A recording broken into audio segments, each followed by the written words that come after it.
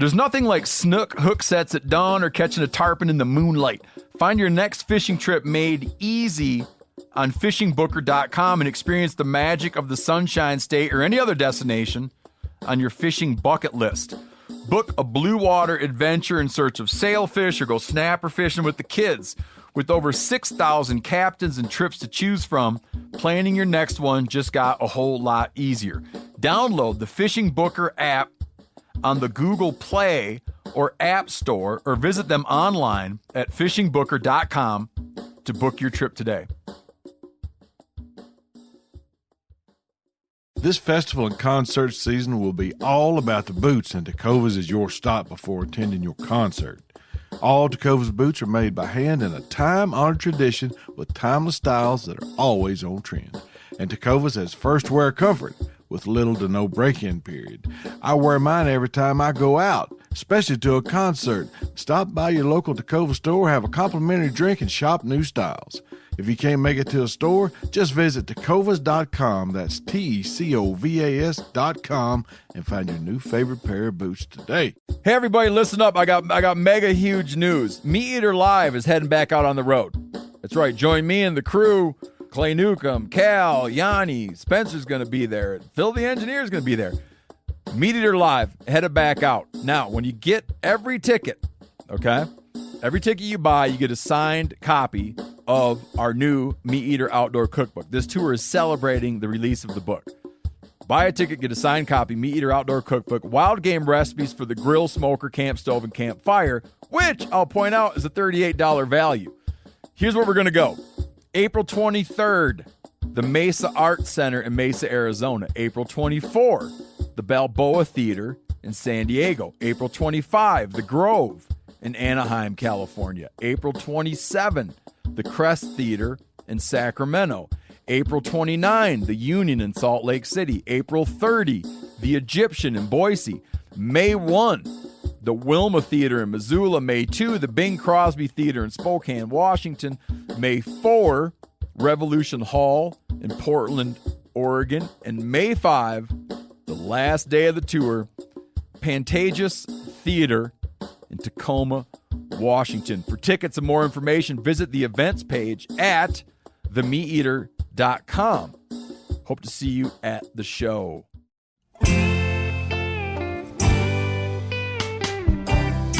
Welcome to This Country Life. I'm your host, Brent Reeves. From coon hunting to trot lining and just general country living, I want you to stay a while as I share my stories and country skills that'll help you beat the system. This Country Life is proudly presented as part of Meat Eater's Podcast Network, bringing you the best outdoor podcast the airways have to offer. All right, friends, pull you up a chair or drop that tailgate. I think I got a thing or two to teach you. Mississippi River Expedition.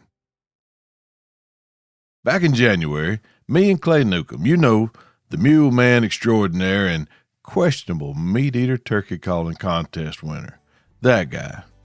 Well, we purposely acquired a boat and enough possibles to zip down the mighty Mississippi on a 250-mile trek to hunt fish. I'm going to tell you some stuff on how that all got started, but first, I'm going to tell you a story.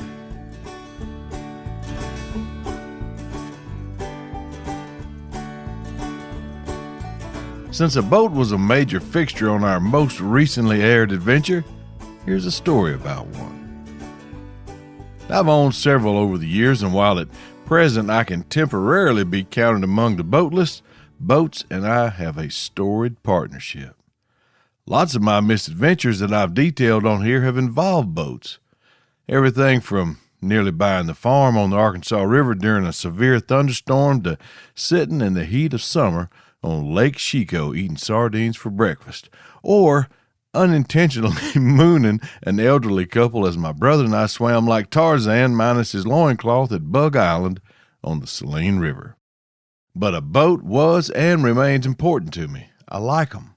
I like to use them doing the things I like to do, whether it's catching fish or gigging frogs or chasing animals to feed me and my family. Some folks say that boat BOAT stands for Bust Out Another 1,000, referencing the cost of upkeep on a boat. Now, I have found that the more you use one, the cheaper it is to operate, especially the smaller boats that I've had my experience with. That may be true with party barges and big ski or bass boats, but my minimalist approach to the boats that I've owned have always been pretty simplistic. I want to be safe, stay dry, and not paddle where I'm going. I don't ever recall turning a boat over, dangerously swamping one, or having a wreck of any significance, by which I mean at all. I've never been one who wanted to go faster than what I consider to be safe, even in the ignorance of my youth, or last week. My dad taught me at an early age. We were brim fishing on the lake, and he said, "Son, you have got to be careful out here. There's more water on the outside of this boat than you can safely drink to save yourself should you fall in it." Well, I never forgot that. I love the water. I ain't scared of it, but I respect it. And there were times when you could question that last statement, and here's one of them. Opening day of the last split of duck season right after Christmas in the early 90s. An acquaintance of mine wanted to go hunting with me and Tim. Tim's my older brother and my duck hunting partner. And we took him to Cane Creek Lake near Star City, Arkansas. He was a large lad, not obese, just a big human. If y'all been keeping score through the podcast, that's the spot where I nearly got driven into the ground like one of John Henry's railroad spikes into a crosstie when a big snag broke off that I was standing beside and almost fell on me. It's also the place that I killed my first duck, long before it was a public lake. If you hadn't heard those stories, skip back to episode 171 of This Country Life, Ducks, Trees, and Danger, and catch up with the rest of the class. Anyway, we were early to the boat ramp that morning, and it was cold. Anything that had water on it or in it was frozen, including the fuel line going from the gas tank to the 99 horsepower motor that belonged to our acquaintance. Now, I don't recall the circumstances of why we were using his boat. Obviously, Tim and I, neither one of them had seen it before, or we'd have been using one of ours. It was 12 feet long and 36 inches wide. You ever wonder how they figured the passenger capacity on a boat? Well, wonder no more. You multiply the length of the boat times the width and divide it by 15. The answer is the number of people your boat is rated for. Now, here's something that seems important to add. The person that equation is referring to is a human being that weighs 150 pounds. So doing a little more math and channeling my most favorite math teacher of all time, Miss Brenda McDougall, if we could multiply 3 times 12, we get 36. You divide 36 by 15, you get 2.4. So that meant our boat was rated for 2.4 humans that weighed 150 pounds. 2.4 humans. That's a ratio, Opie, and we're taking him fishing. If you're younger than 40, you ain't getting that joke, but watch Season 1, Episode 8 of The Andy Griffith Show, and you will. Moving on. Our boat was rated for 360 pounds, and that's not counting the gear, we was told. Just the items that don't float without assistance and breathe air. We were all above that 150-pound average, way above it, and we had a giant bag of decoys, other items plus shotguns and shells. Sketchy. But we were there to go duck hunting, and duck hunting we would go. Except the motor wouldn't start with water in the fuel line. We removed the fuel line and melted the ice from the inside. Now don't ask me how I did that, because only having y'all think of me as a complete idiot is good enough without me confirming it for you. Let's just say that Tim used to smoke and did so when this story took place. Thankfully, he quit a long time ago, and if we were faced with that same situation now as we were then, I'd be unable to borrow the item from him that I used to thaw out that fuel line. Now, if you think that was dumb, get a load of this. With the fuel line thawed, emptied of water, reconnected and primed with fuel, we fired that little 9.9 Johnson up, and it was purring like a kitten when Tim and I stood on opposite sides of that boat as our captain sat at the helm. We had a huge bag of decoys, 3 shotguns, ammo boxes full of shells, a grub box full of snacks, and enough coffee to wash a car with. Between us left little room for a matching set of extra-sized professional duck killers, like me and Tim. So we climbed in at the same time with each of our inboard legs and 2/3 of what was attached to them inside the boat as we lay flat along the gunnels of the boat. Our outboard knees were hanging overboard and skimming the surface of the water as that boat struggled to stay afloat. Now, we had less than 3/4 of a mile to go from the boat ramp to the spot we had picked out, and in one of our boats, it would have taken about 3 minutes to get there from the time we unloaded until we were chunking out decoys at the spot. But the brain trust of what would become the dynamic duo of duck guides that formed Southern Waterfowlers Guide Service were laying on the edge of a boat that was rated for 1.5 of the people that were currently occupying it. I just read that sentence out loud, and while visualizing that memory, I automatically heard the tune "Dumb Ways to Die" playing in the background. It could have been the theme song on so many of our exploits, but as fate would have it, we all lived. I remember going to the hole that morning before daylight, half hanging out of that boat with my inboard hand squeezing the sugar out of the straps on that decoy bag that I was going to use as my life jacket should the boat decide to give in to physics and try to kill us. And I felt guilty about it after we got there. It was selfish of me to think that I was going to be holding that decoy bag should we turn over. What about my brother? And I wasn't even concerned about the other guy. Well, I mean, I was, but not near as much as my brother. We killed some ducks, a limit as I recall, and haphazardly made our way back to the boat ramp the same way we went out there. Tim and I both laying on the edge of the boat on opposite sides that was cutting through the cold water at the breakneck speed of whatever a 9.9 Johnson could manage, pushing 700 pounds of dumbness across the lake with barely 4 inches of freeboard sticking above the waterline.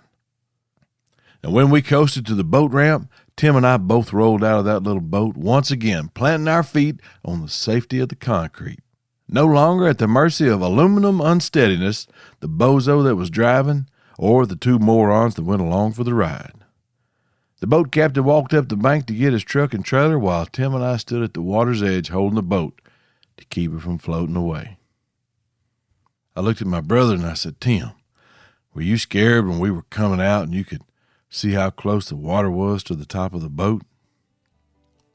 He said, I didn't like it, but I really wasn't that scared. I got to be honest with you, Brent. I didn't know what you had planned, but I had a hold of that decoy bag on the way out there this morning and on the way back. And I knew if that boat went down, I was taking it with me. And that's just how that happened.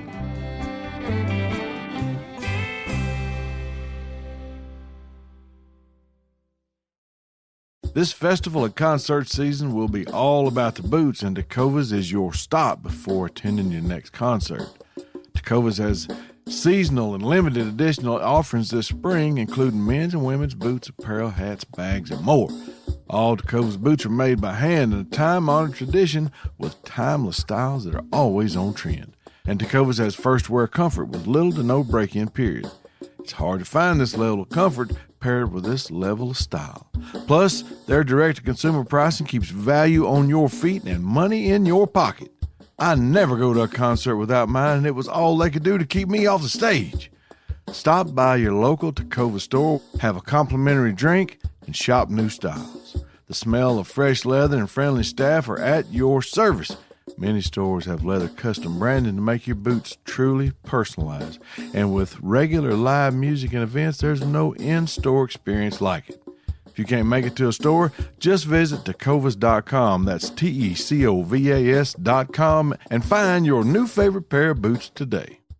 You ever get that feeling you're stuck inside staring at screens and a primal urge kicks in? You crave wide open spaces, fresh air, the chance to connect with the land. Well, maybe it's time to find your own piece of the wild, but searching for property can be a maze. That's where Land.com comes in. They got millions of listings across the country, from mountain ranches to hidden fishing holes. Their search tools are like a seasoned guide helping you narrow down what you want. Land.com isn't just about buying and selling. It's about finding a place to hunt, fish, explore, or simply sit by a campfire and listen to the crickets. So head over to Land.com today to turn one day into today, because trust me, there's nothing quite like the feeling of standing on your own piece of earth. There's nothing like snook hook sets at dawn or catching a tarpon in the moonlight. Find your next fishing trip made easy on fishingbooker.com and experience the magic of the Sunshine State or any other destination on your fishing bucket list. Book a blue water adventure in search of sailfish or go snapper fishing with the kids. With over 6,000 captains and trips to choose from, planning your next one just got a whole lot easier. Download the Fishing Booker app on the Google Play or App Store, or visit them online at fishingbooker.com to book your trip today.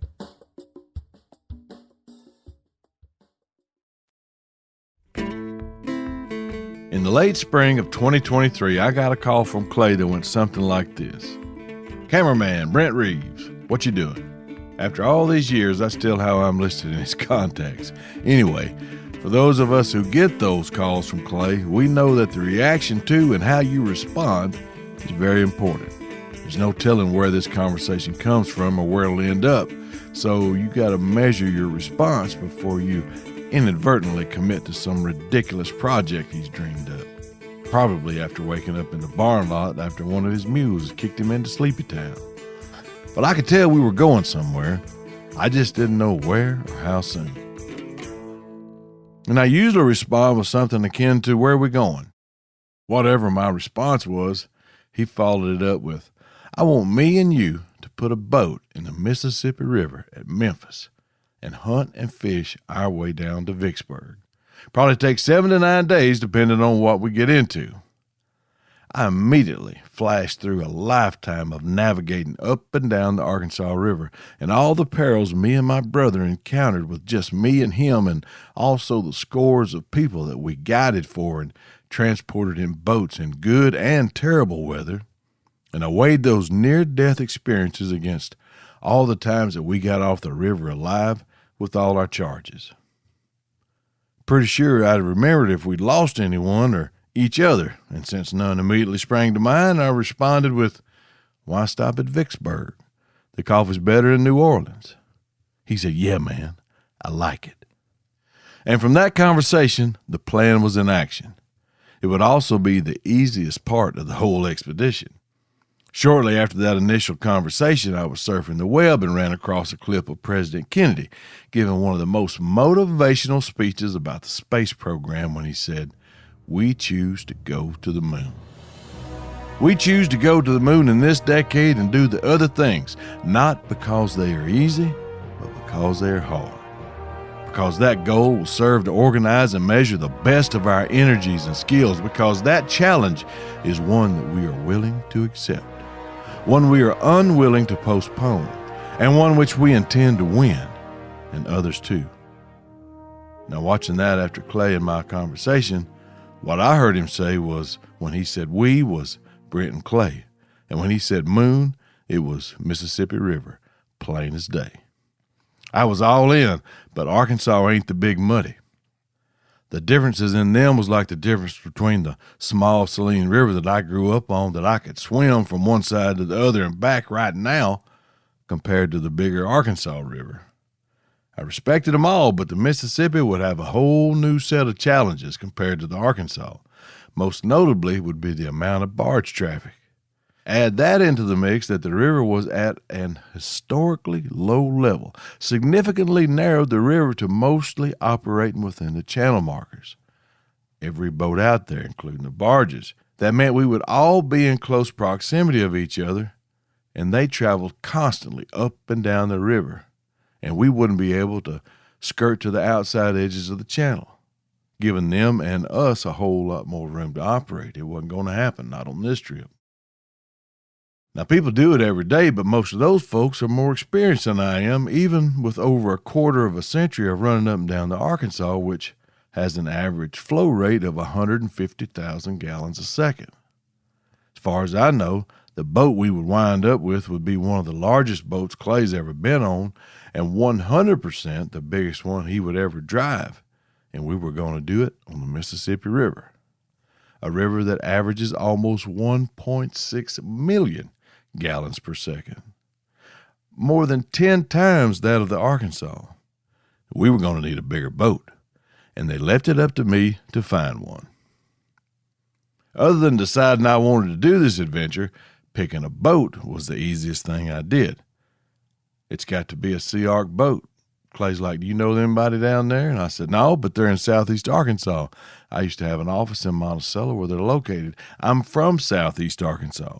These are my people, and I will know someone there soon enough.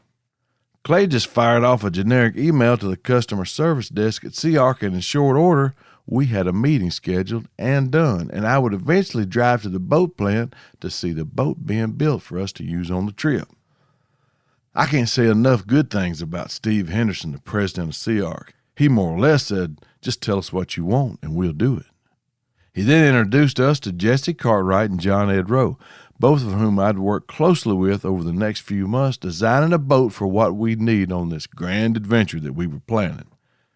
Now, my contributions to the boat design was limited to asking questions and deferring to the experts of John Ed and Jesse, but I'd been stewing on an idea for a color, and I finally asked John Ed, hey man, what's the chances of getting this thing wrapped in First Light Cash camo?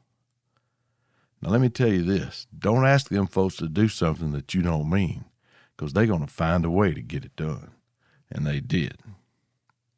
They invited me to come down and visit the plant and see our boat in the very beginning stages when it was just a big flat piece of aluminum that to me looked like a big flat piece of aluminum.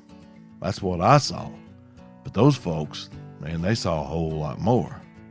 What I was smart enough to see was a group of people working in southeast Arkansas in August, fabricating metal in an environment that's not conducive to cool temperatures. As a matter of fact, it was hot in there. But the vibe, that was cool.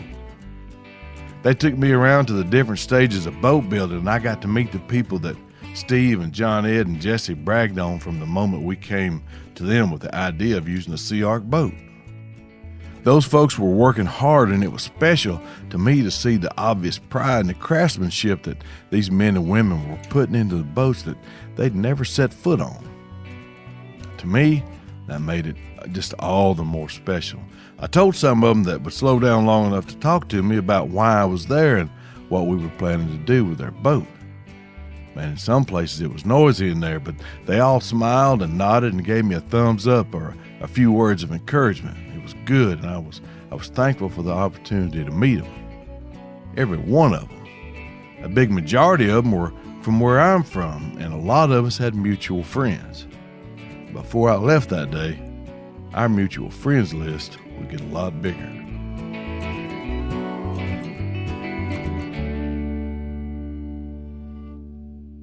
By now, most of you have probably seen our film on the Meat Eater YouTube channel of our Mississippi River expedition. If you hadn't, you better stop now and slide over there and watch it. Last chance if you don't want to know what happens, because I'm fixing to talk about it in 5, 4, 3. We killed 1 duck, 1 hog, and 3 deer, and had one heck of a time.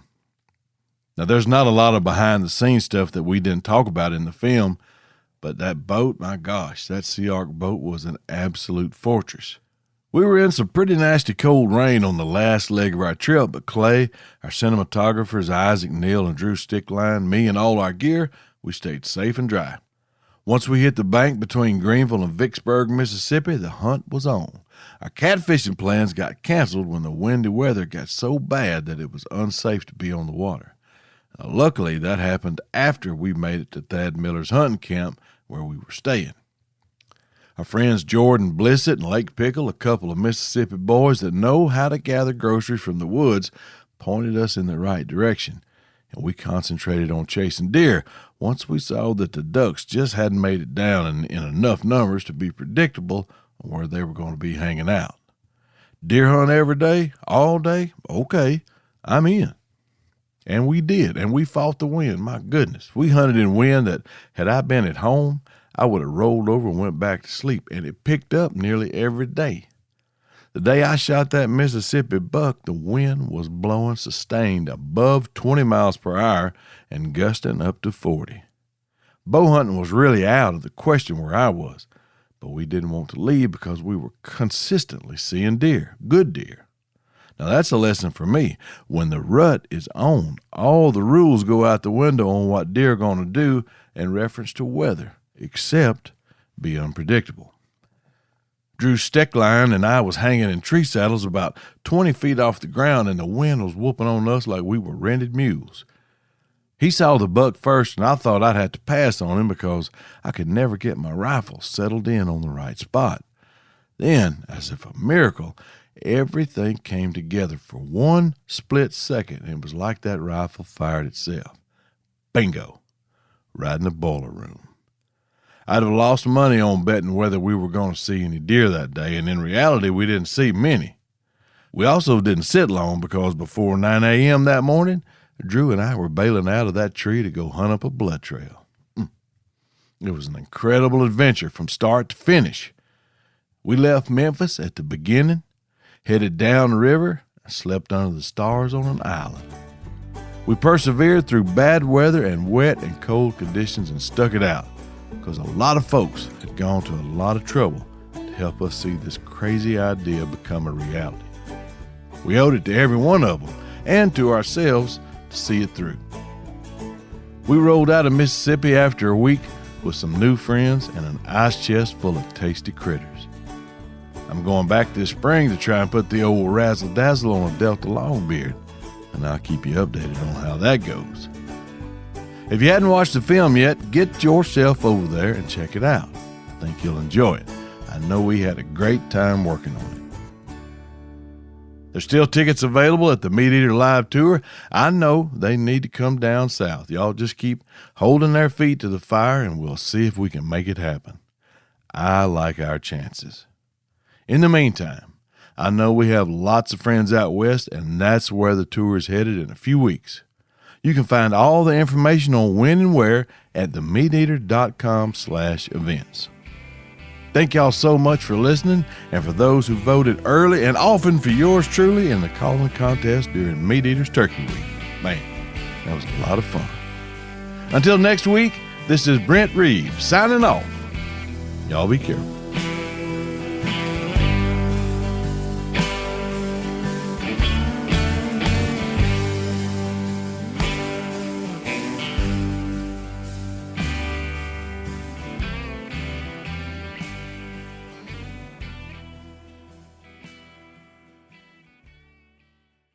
This festival and concert season will be all about the boots, and Tecovas is your stop before attending your concert.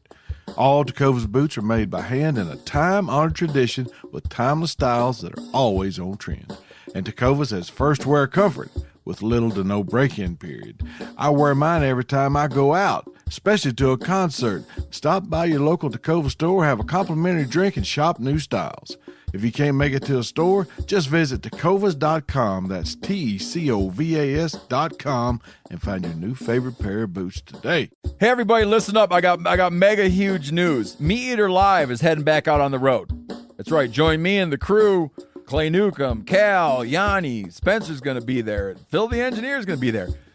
Meat Eater Live headed back out. Now, when you get every ticket, okay, every ticket you buy, you get a signed copy of our new Meat Eater Outdoor Cookbook. This tour is celebrating the release of the book. Buy a ticket, get a signed copy, Meat Eater Outdoor Cookbook, wild game recipes for the grill, smoker, camp stove, and campfire, which I'll point out is a $38 value. Here's where we're going to go. April 23rd, the Mesa Art Center in Mesa, Arizona. April 24, the Balboa Theater in San Diego. April 25, the Grove in Anaheim, California. April 27, the Crest Theater in Sacramento. April 29, the Union in Salt Lake City. April 30, the Egyptian in Boise. May 1, the Wilma Theater in Missoula. May 2, the Bing Crosby Theater in Spokane, Washington. May 4, Revolution Hall in Portland, Oregon. And May 5, the last day of the tour, Pantages Theater in Tacoma, Washington. For tickets and more information, visit the events page at themeateater.com. Hope to see you at the show.